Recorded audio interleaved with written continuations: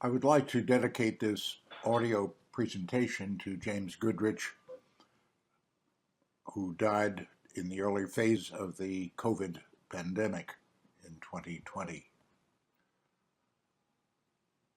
Jim was a friend, a colleague, a fellow faculty member, and perhaps the most knowledgeable neurosurgeon with regard to the history of our specialty. He and I collaborated on this chapter, and he would be doing the audio presentation under different circumstances.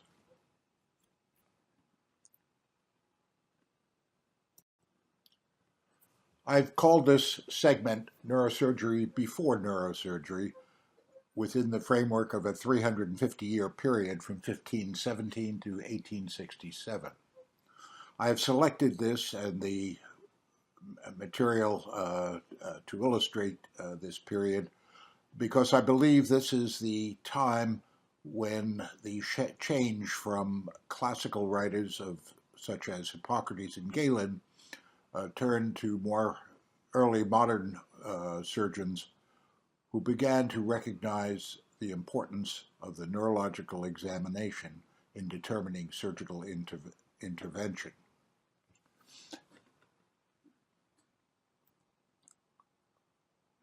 This represents a shift from signs of head injury, such as Hippocrates reported, to the symptoms of head injury as developed in the 19th century.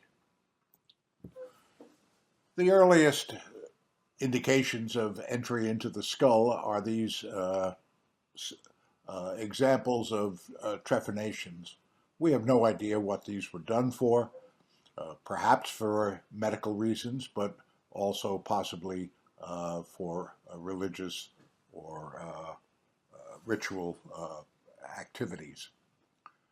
In any event, some of these individuals survived, as can be determined from growth of new bone around the openings, but assigning a purpose to it is quite speculative. The earliest surviving document concerning neurosurgery is probably the Edwin Smith papyrus produced in the Egyptian kingdom during the period of 1700 to 1800 BCE. The author divided approximately 30 cases of head injury into those which he would treat, those with which he would contend, and those which could not be or should not be treated. A description of the surface of the brain is also given, indicating that the writer had actually seen such patients. Manuscript examples from the British Library and from French libraries show early procedures on the head. The standing position on the right is unusual. It could, of course, be an autopsy and not an actual surgical procedure. Biblical sources of head injury exist. A well-known one is the slaying of Goliath by David, here illustrated in a 13th century Bible. Shifting to a more nearly contemporary period, I would like to make a few comments about Harvey Cushing. I've included the dates of his undergraduate and medical degree. By the time he took up neurosurgery, or surgery at that time, anesthesia, asepsis, and cerebral localization had already become established disciplines. While he was in medical school, there appeared several monographs on neurosurgical topics. Alan Starr, professor of neurology at Columbia University, although a neurologist, published a work on brain surgery. John Roberts in Philadelphia published the first American monograph on craniotomies in 1885, even before Cushing was an undergraduate. And of course, in 1893, McEwen's seminal work on abscesses and how he treated them based on the use of cerebral localization of neurological function.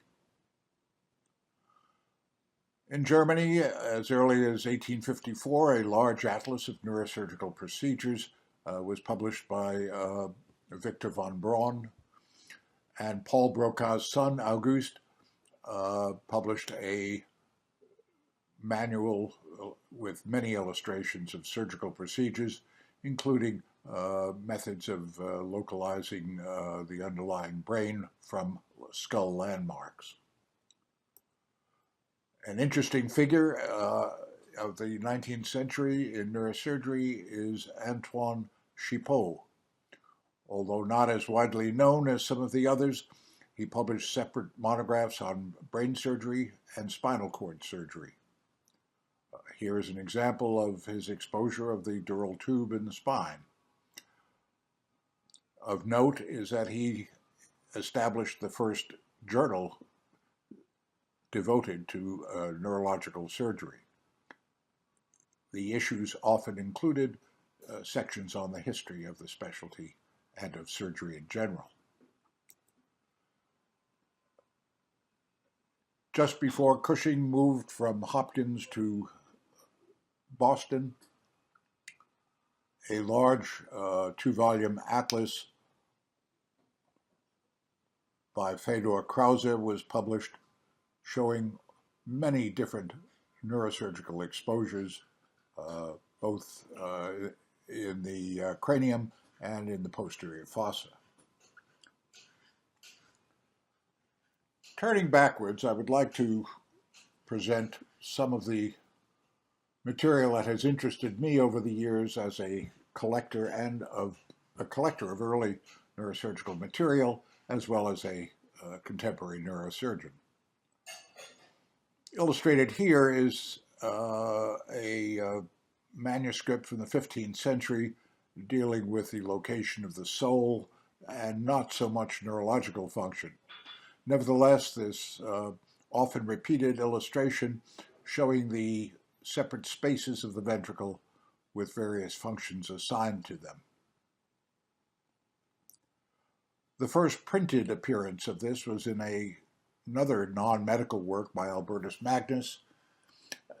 These circles placed within the head represent the ventricles. The two lateral ventricles were considered as one unit, and the function of imagination or sensation was applied there. The third ventricle was given the designation of the location of reason, and the fourth ventricle in the back was felt to be where memory resided. I have often wondered if that is not the derivation of our expression, "I have something in the back of my mind." These three circles derive from 4th century writings of Nemesius, in which he actually developed this concept of the cellular theory of the ventricular function and placed the same functions I mentioned within the ventricles. This concept carried on for well over 1,000 years. In the latter part of the 15th century, two of the greatest artists of the time became involved in illustrating it. On the left is a drawing by Leonardo showing the ventricular system and interconnections, both in a lateral and a transaxial view. And on the right is an illustration from a religious and philosophic work,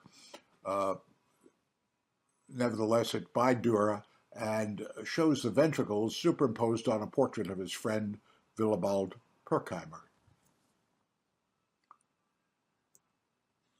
A further illustration by Leonardo is the result of an experiment he did in which he filled the ventricles with molten wax Once the wax had hardened, he dissected away the brain and created a model, a cast of the ventricles, which is seen in the uppermost drawing.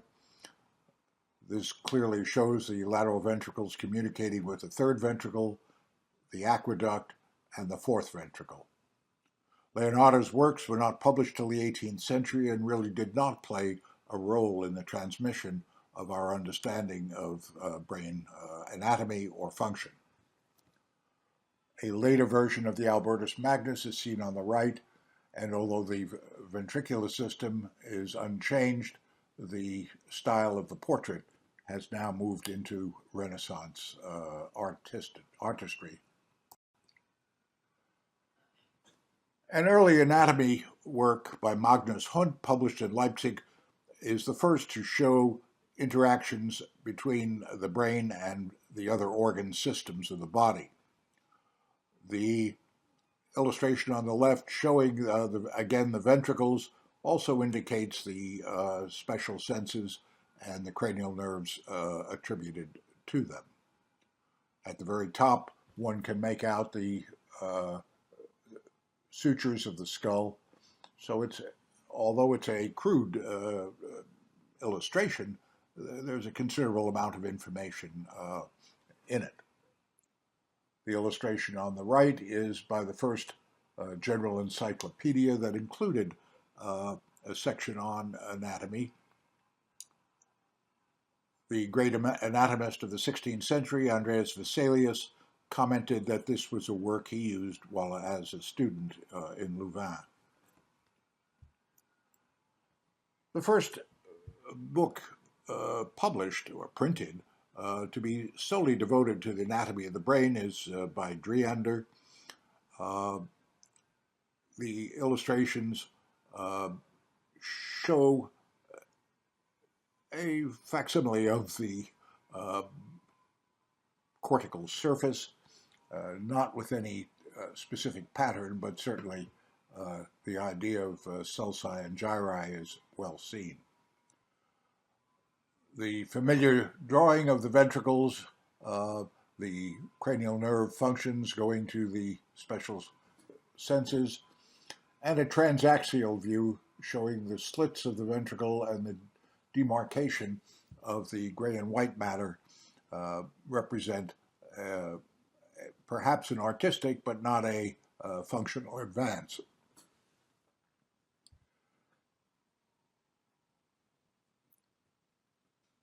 In the 14th century, a manuscript showing a drawing of similar assignation of function in a work by Avicenna is seen on the left. I included on the right a drawing from a 20th century paper showing the relationship between speech and writing function in the dominant hemisphere. Although the understanding has greatly advanced, it is curious that the illustrations are rather similar. In concluding this discussion about the earliest attempt to localize function within the brain, I mentioned that the ventricles were used as a location for imagination, reason, and memory. It is interesting that Thomas Jefferson's library was organized along these three categories. This is the library that became the basis of our own Library of Congress. Finally, this illustration, again from Leonardo, shows the importance of looking at the brain in three dimensions, X, Y, and Z. This is now familiar to us in functional tractography of MRI, so that the principles were there. The information had to be developed over a 500-year period.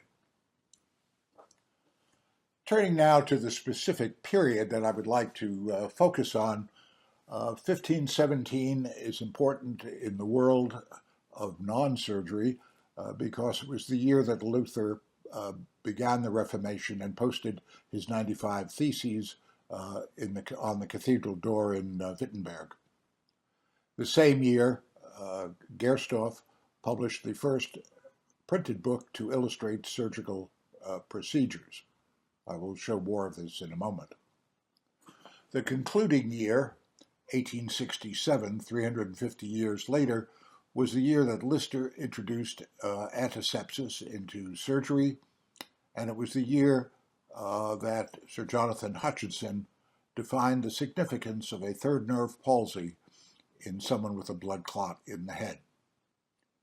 This, of course, became the landmark sign of brain compression and served and still serves today as an important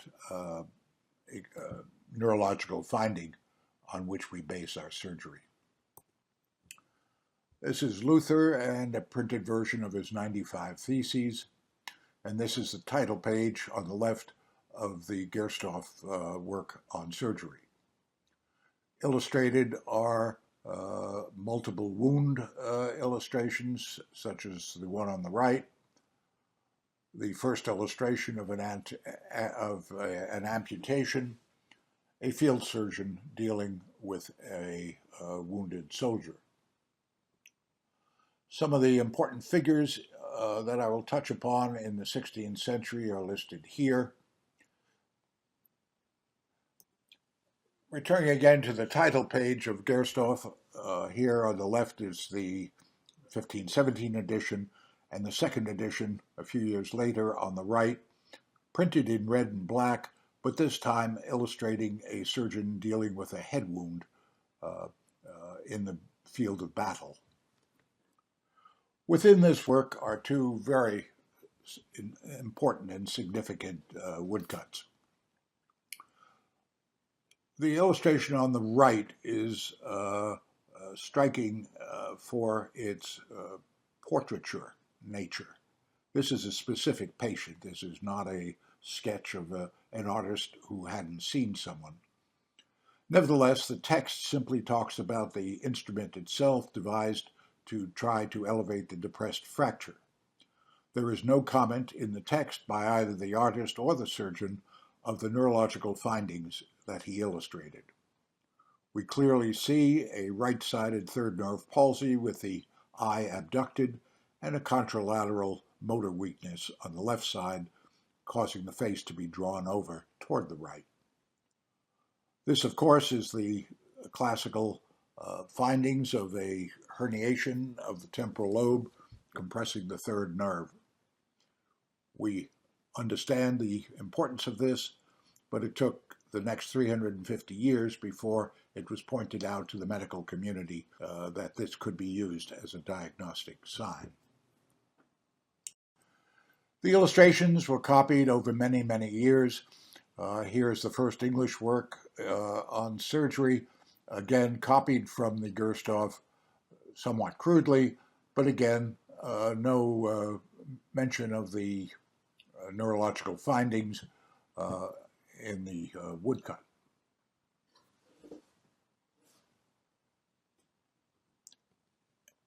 An interesting chapter in this early history of neurosurgery is that involves the House of Medici in Florence.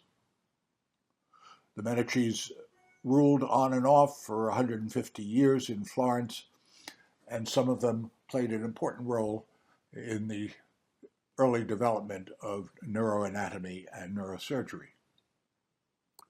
I would particularly like to focus on Lorenzo de' Medici, who ruled for a short period of time at the beginning of the 16th century.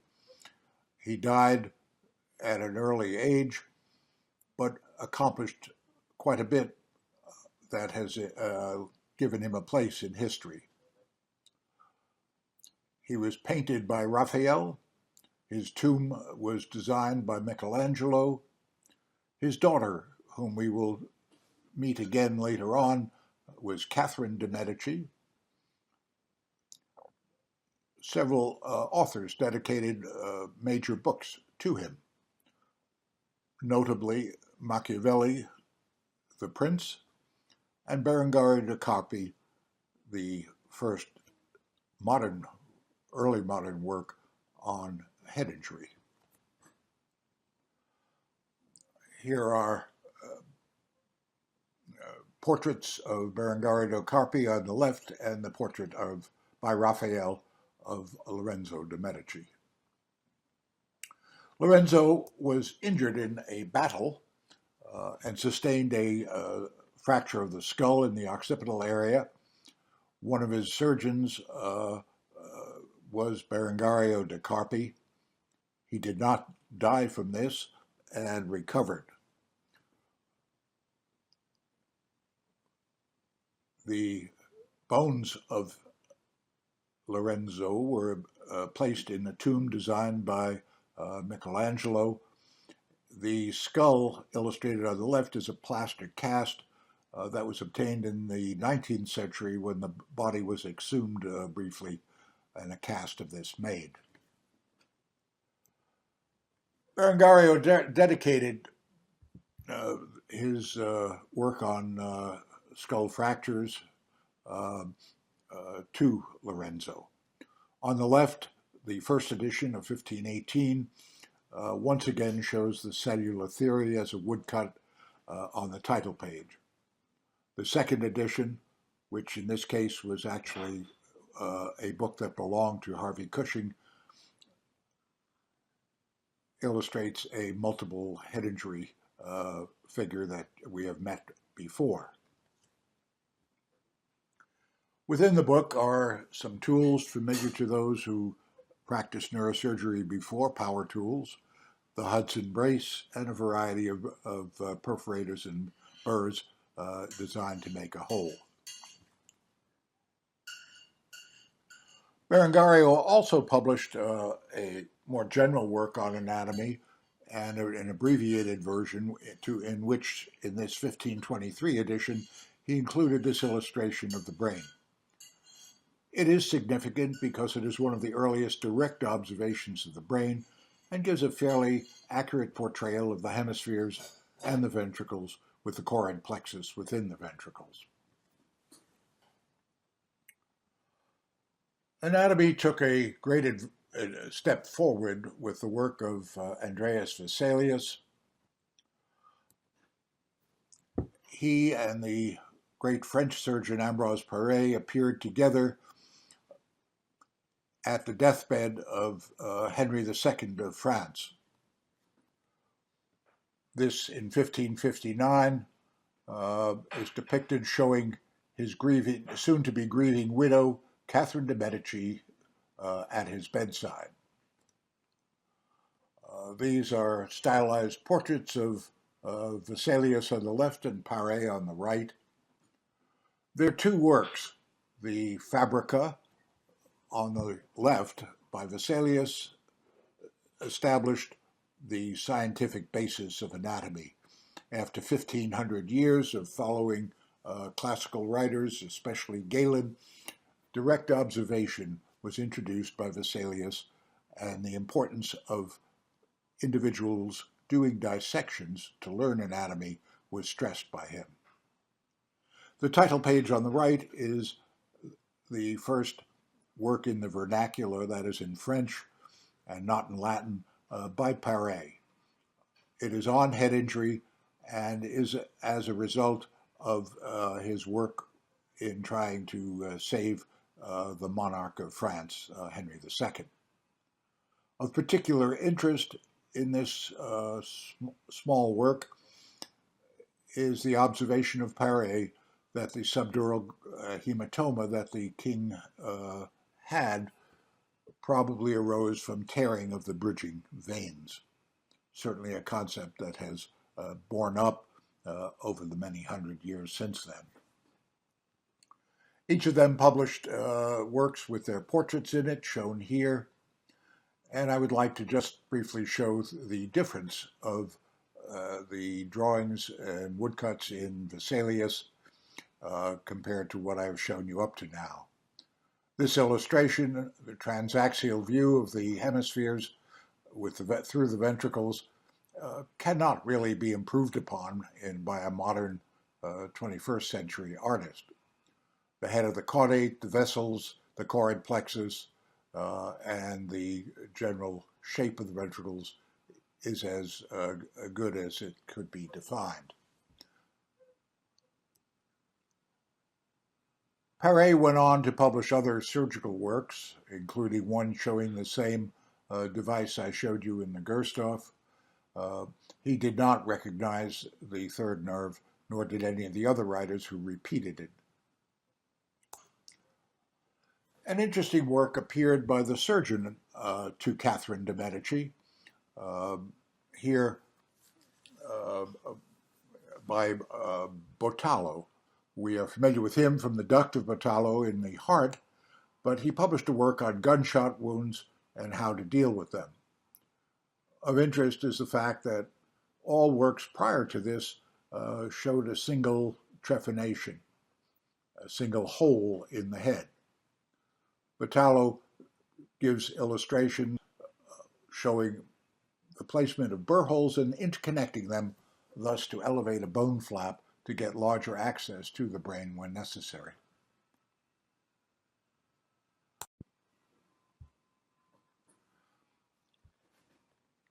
Other disciplines developed in the 16th century.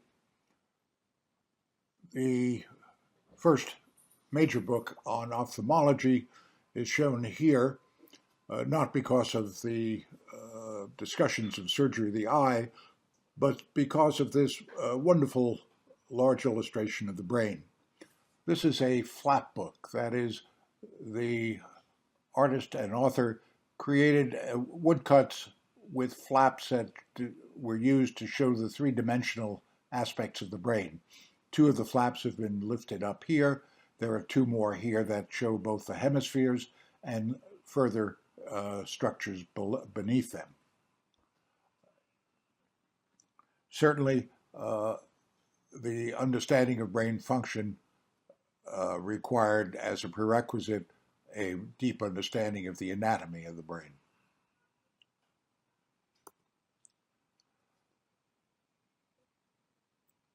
The surgeon Della Croce, who was a surgeon to Catherine de' Medici, published several works on neurosurgery, or rather on surgery that included sections that we would construe as neurosurgery.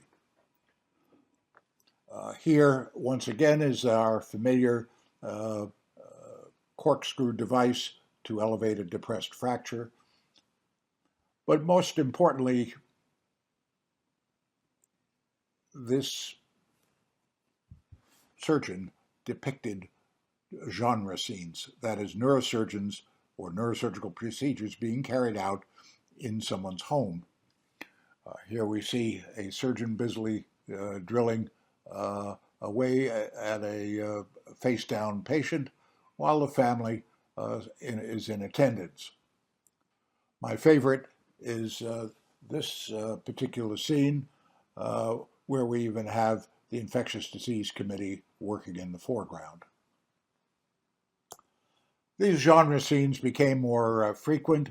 A French surgical work by Paré's son-in-law, Guillemot, has one that is enlarged here. Clearly, these are quite derivative of their predecessors, but nevertheless gives one the idea that these became accepted procedures in the surgical armamentarium. The 17th century is important in terms of advancing a more rational approach and the beginning of use of experimentation, testing of hypotheses, and a scientific approach to developing a surgical specialty. While not a medical work at all, I have always found it interesting that in King Lear, Shakespeare has him call for a surgeon because he is cut to the brains, not for a medical man, but for a surgeon. I mentioned earlier the classification of head injury based on Hippocrates' work was strictly external. The indications for surgery were based on the shape of the fracture and the extent of the fracture. A smaller or depressed fracture required surgery, where a large fracture, which offered decompression of the skull itself, often did not require surgery. This system stayed in the literature for 1,500 years, and only in the latter part of the period that we are addressing this in this presentation do we see a departure from this osteologic approach to neurosurgery. There began to appear in the 16th and 17th century works devoted to diseases of the brain. These included coma, epilepsy, madness, headache, not necessarily surgical procedures, but nevertheless a categorization of disorders of the nervous system. Pratensis' work on the left is perhaps the earliest, from 1549. The work on the right, from 1650, precedes Willis, whom I will discuss in a moment. It is perhaps the earliest work devoted to diseases of the head in English. It has nothing of great import in terms of developing the story of neurosurgical understanding, but it does have an unusual treatment method for seizures. A pigeon was to be placed on the abdomen of a seizing patient in the hope that the humors would be drawn away from the patient and the seizure brought under control. No control studies were done of this procedure. I turn now to Thomas Willis and his colleague and illustrator of his famous work, Christopher Wren. Willis was a physician in Oxford and then in London, and in this period, the men who gathered at Oxford and in London formed the basis of the Royal Society. This was based on a scientific approach both to anatomy, physics, physiology, and applied to the brain in his famous work, Cerebri Anatomy. Here I am showing you the base of the brain illustration by Christopher Wren, which shows the anastomotic circle of the vessels at the base of the brain, which we still call the circle of Willis. There are some illustrations that preceded this, but the significance of calling it the circle of Willis is based not on just the anatomy depicted here, but on his recognition of the physiologic significance that in the case of an autopsy he carried out in which the man had an occlusion of one carotid artery and no evidence of any damage to the brain, he inferred from that that collateral circulation from the patent carotid artery existed and worked through this anastomotic circle. I think more than anything else, that is the concept of collateral circulation that he introduced is one of the earliest important physiologic mechanisms that we still utilize today in much of our surgical interventions. The spinal cord attracted the attention of some physicians. Here in a work by Blasius, we see an excellent demarcation of gray and white matter, both in a transaxial view and in longitudinal views, as well as the root entry zone and a general anatomy of the spinal cord. Toward the end of the 17th century, in France, Raymond of Vieussens published a large, handsome work on the anatomy of the brain. It is of significance in that he described the scraping away of the white matter to delineate the corona radiata and gained a deep understanding of the interconnections of various parts of the brain by using this method. He seemed to have done better in the deeper structures than in this depiction of the cortical surface of the hemispheres.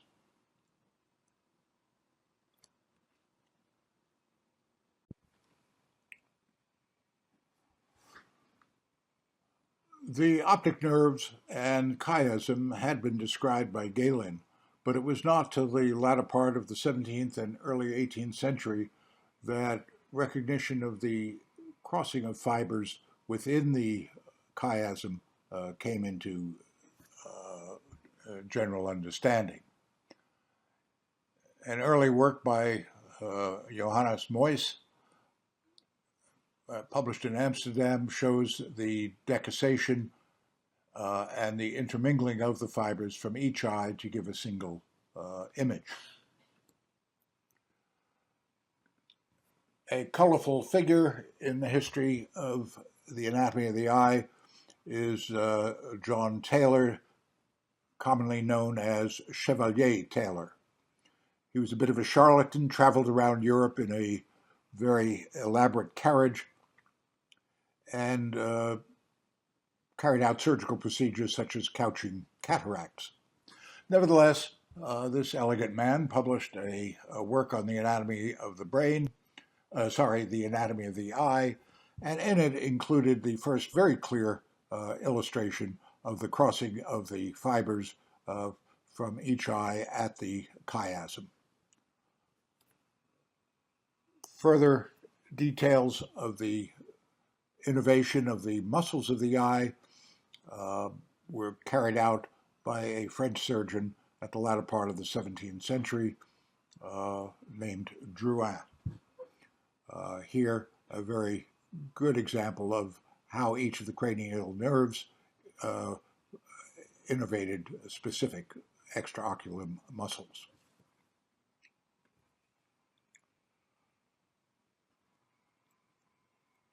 All of this is leading up to our specialty.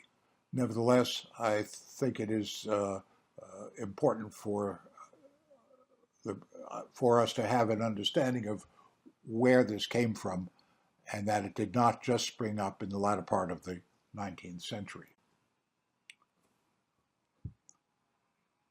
These are some of the players that I have mentioned, and some that are of importance as we proceed toward our current understanding of neurosurgery.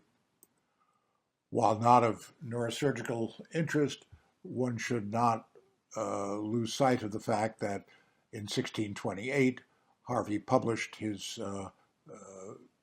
seminal work on the discovery of circulation of the blood, which relied on experimental and observational methods. This set the stage for all subsequent work in any field of anatomy and physiology. I showed you a portrait by Raphael earlier. This is one by Rembrandt of Dr. Tulp in Amsterdam, the famous anatomy lesson of Dr. Tulp. Well, Tulp did not just pose for pictures. He published some medical works, including the first illustration of spina bifida.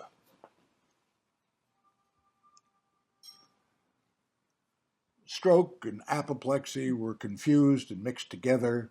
The term apoplexy was used to describe any sudden loss of consciousness. It was not until 1675 that Wepfer in Switzerland pointed out that apoplexy was the result of, or could be the result of, hemorrhage within the brain due to diseased carotid artery. Here he has illustrated the segment of the carotid artery in the cavernous sinus, showing atherosclerosis and narrowing of the vessel. Descartes is famous for many, many things. This work is often cited as a great example of anatomy. However, he really did not have any major contribution to our understanding of brain function other than to try to put it on a rational basis. The illustration of the optic chiasm, which I'm not showing you, specifically avoids showing any crossing of fibers from one eye to the other.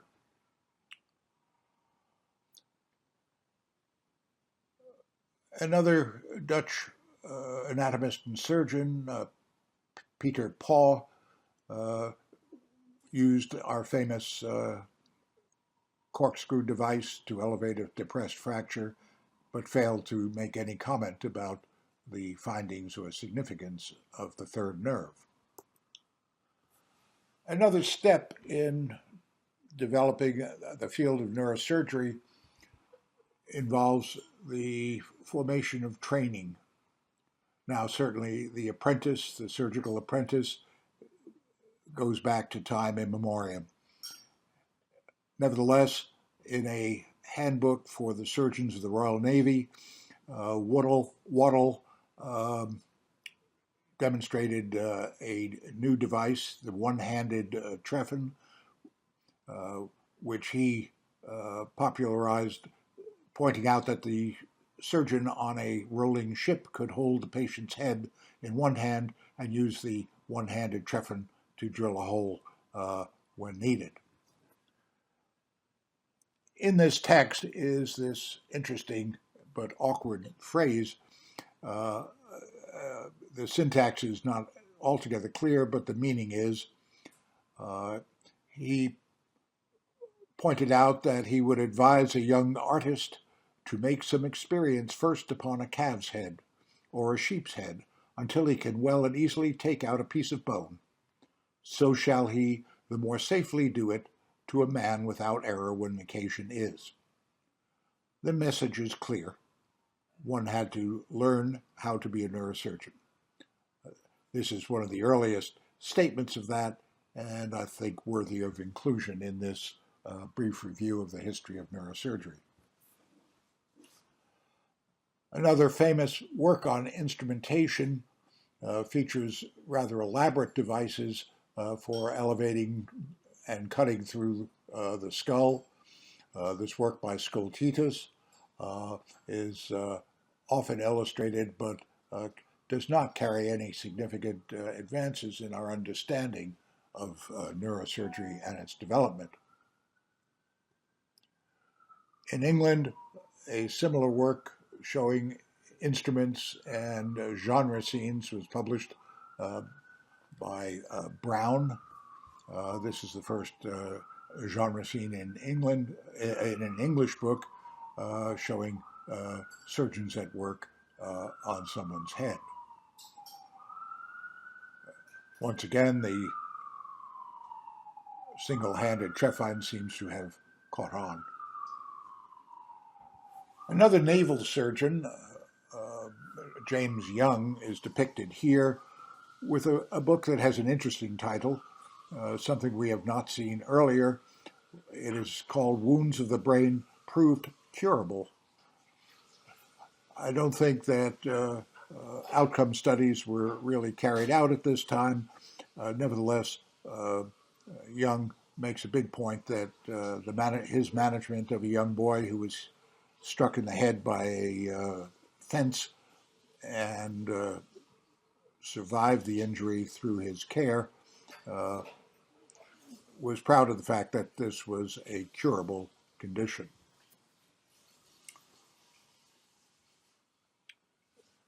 I will touch on a few of these names. They are here just for your future reference in the 18th century.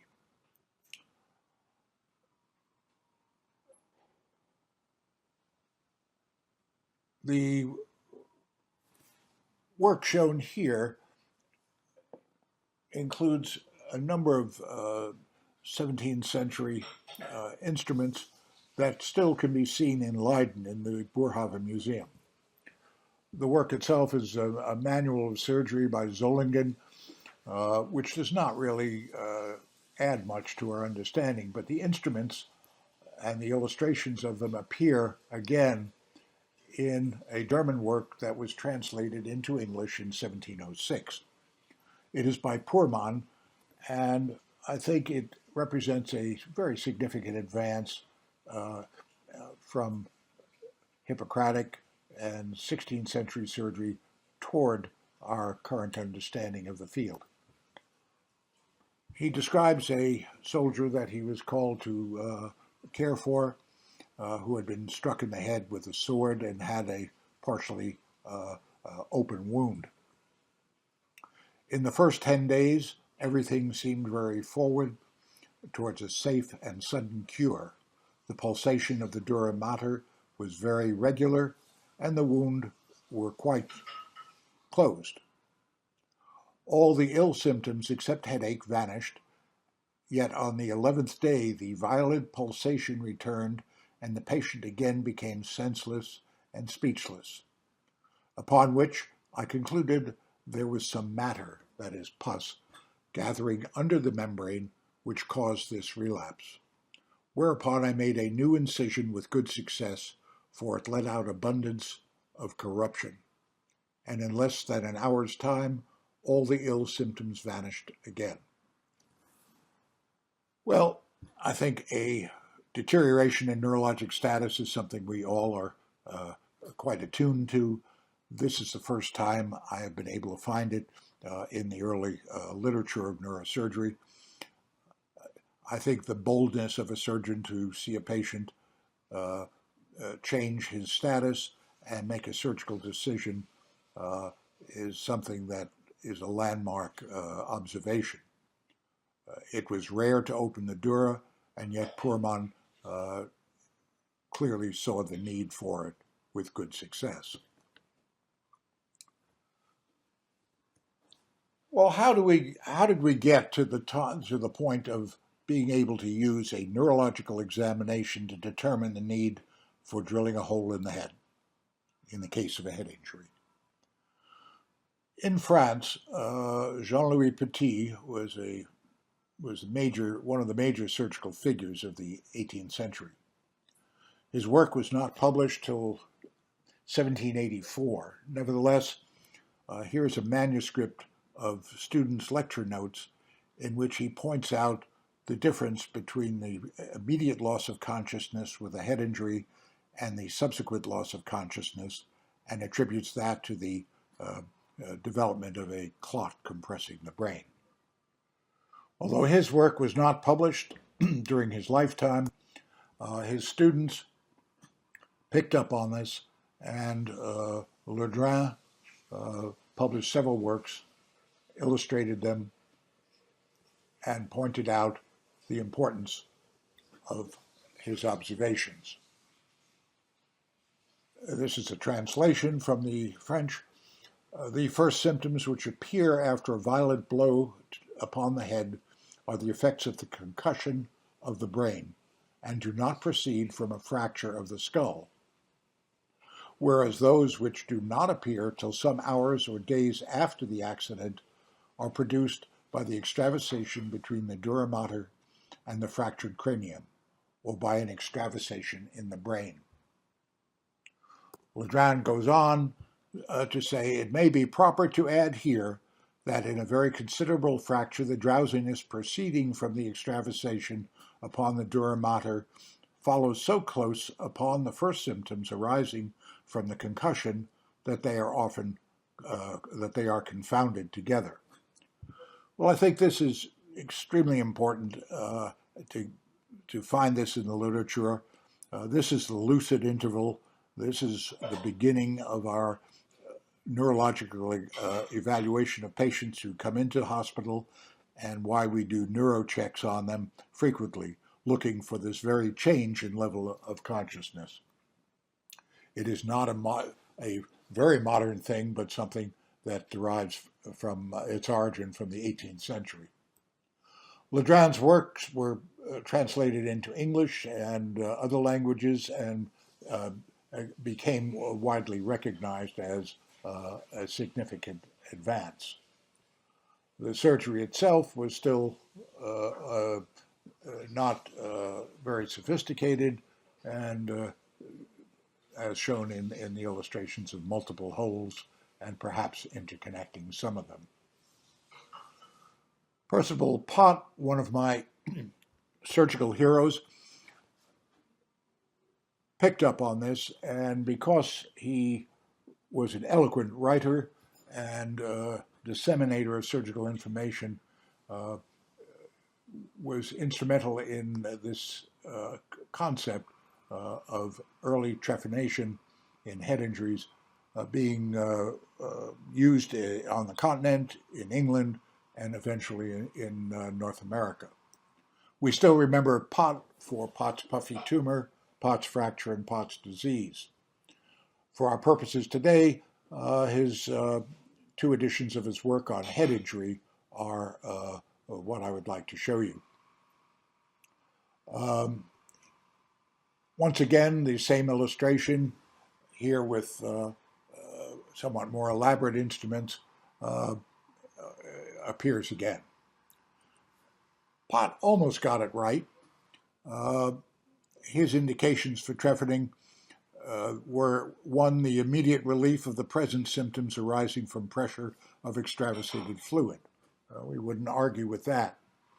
The discharge of matter, in this case meaning pus, formed between the skull and dura mater in consequence of inflammation. We would agree with that.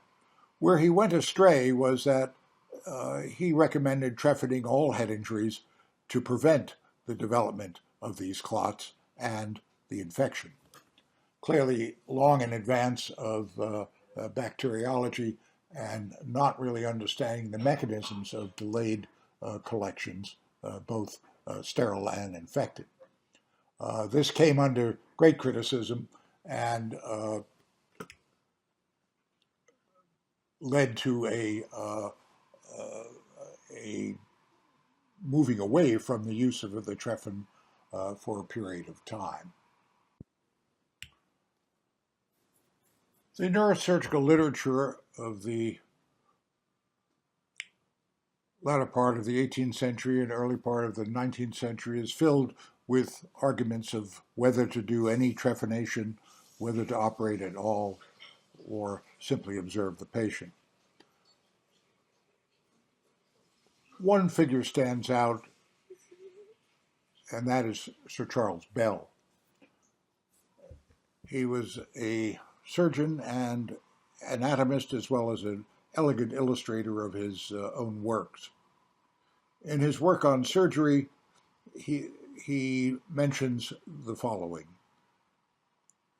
the injury to the bone is of itself nothing.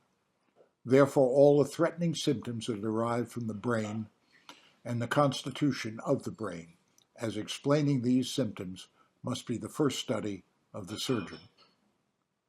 This is a big advance from the time of Hippocrates, who simply paid attention to the shape and size of the fracture, to recognizing that the indications must be in the brain as a result of the injury.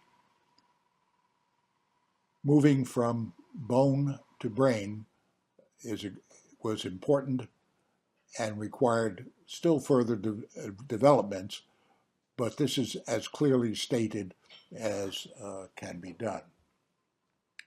I want to conclude with the events of publication in 1867 by Sir Jonathan Hutchinson. This is the culmination of the work leading up to the ability of a surgeon to do a neurological examination and assess the need for surgery. Coupled with Petit and Ledrain's observation of the delayed development of compression after a lucid interval, this work, in a series of papers published in a journal in London in 1867, represents the concluding part of this presentation. Hutchinson had two patients who succumbed to trauma admitted to his hospital. He autopsied both of them and wrote the following. From the position of the clot, there can be little doubt that the third nerve is compressed, and thus the dilatation of the pupil is explained. These two cases, so exactly parallel, seem to supply us with a new and very valuable symptom indicative of effusion of blood in this situation.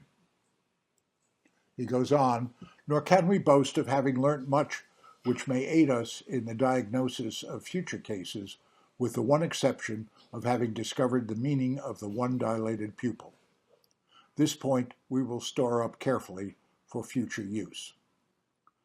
So after 350 years, the observation of a third nerve palsy by an artist in 1517 finally had an explanation and an application to the neurosurgical literature. In concluding, I will simply add a quote from Percival Pott. Before we are too proud of our own developments, I think it is important to remember the efforts that went in by our predecessors over the hundreds and even thousands of years before us. Pott wrote, "Many and great are the improvements which the surgical art has received within these last 50 years, and much thanks are due to those who have contributed to them. But when we reflect how much still remains to be done, it should excite our industry rather than inflame our vanity."